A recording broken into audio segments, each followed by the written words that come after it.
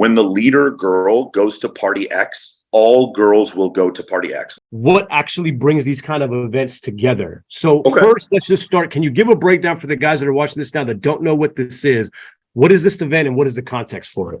Which event are we looking at? Are you pulling it up on the screen here? Here we go. Yeah, it's on the screen. Okay, yeah. This is, oh man, there's Lauren.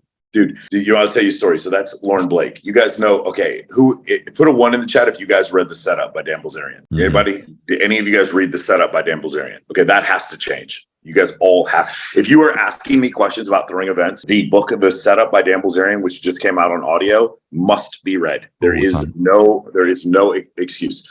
In the book, he talks about falling for a girl named Lauren. She was a college student getting her degree in biology or biomechanics. I forgot what it is, or no, biomedical engineering. And he was like, every time I had something cool to do, she would come hang out with me. But if I didn't have something cool to do, I just want to hang out with her. She didn't want to hang out with me. If you guys remember that is Lauren right there. That is Lauren Blake that Dan Bilzerian talks about being in love with and getting his heart broken over. That's her right there.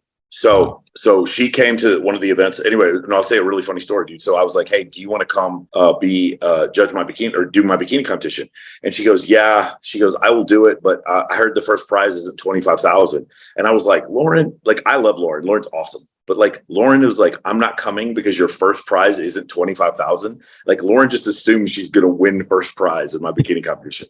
I'm not saying she wouldn't. Well, my point is like the level of assumption, you know what I'm saying? Like realistically, most of you are not going to win first prize. You don't live in Vegas, but like, I remember her saying, yeah, I'm not going to come out because first prize wasn't $25,000. I was like, damn, bro. Like, could you imagine like being like that?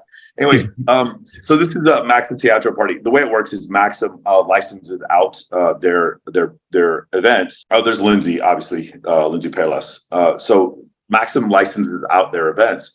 And you pay for the license, and then different people throw the parties. Now, one of the issues with the Maxim party in particular is that it's very, very expensive to throw, and so most people don't make money. So if you did this, you're going to do this to like promote a brand, or promote some kind of energy drink, or promote something like that. But you're probably going to lose money on the party just because it's really hard when you have that many girls in a location to make money on an issue like this when you're starting off $60K in the hole paying for the license. So that's one of the issues with these parties. So there's a few people that do these, but they're always trying to, like you see all the sponsors on the side. So the sponsors are the ones that kind of made up the loss so that we were able to throw this party. Right. When you use the word Maxim, so Maxim's really funny because Maxim doesn't mean anything. You guys understand it? It doesn't mean anything. Like none of you have watched a single fucking, like have not looked at Maxim magazine in 15 years if any of you have. None of you have gone on Maxim's website. None of you look at Maxim on Instagram. None of you, like, Maxim is not a relevant brand anymore. But their parties are still, for whatever reason, just like if you had a Playboy Mansion party, every girl would go to it. Everyone, girls go to the Maxim party because it's a brand that's built.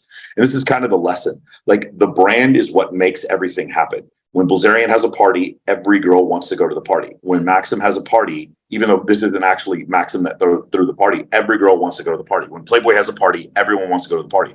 When FHM has a party, when Sports Illustrated has a party, when those groups have a party, no one says no to the parties. They always say yes. The girls, what you'll notice is when you throw these different events, for those of you who have taken the course or the free course that we have, the first 4 steps of MOA. Step 1 is fix your Instagram. Step 2 is build your list. Step 3 is to find 6 events to take girls to, even though you can't go to those events. So for instance, if you say live in London and you can't come to the Maxim party in Los Angeles, you can still invite girls to the party and give their names to Ashkan or Corey, and then they'll just give them to me. Like, you understand, if you have a girl who's as pretty as Lindsay Payless, you don't need to work to get her into a party like that. She's just going to get in. We'll put her on the list, and she'll still give you the credit for her getting on the list. And then step number 4 is you need to then start finding 6 girls to go with you to events. The reason why we chose the number 6 is because in order to get a comp in Las Vegas, how many girls do you usually need, Ashan? You don't need 6.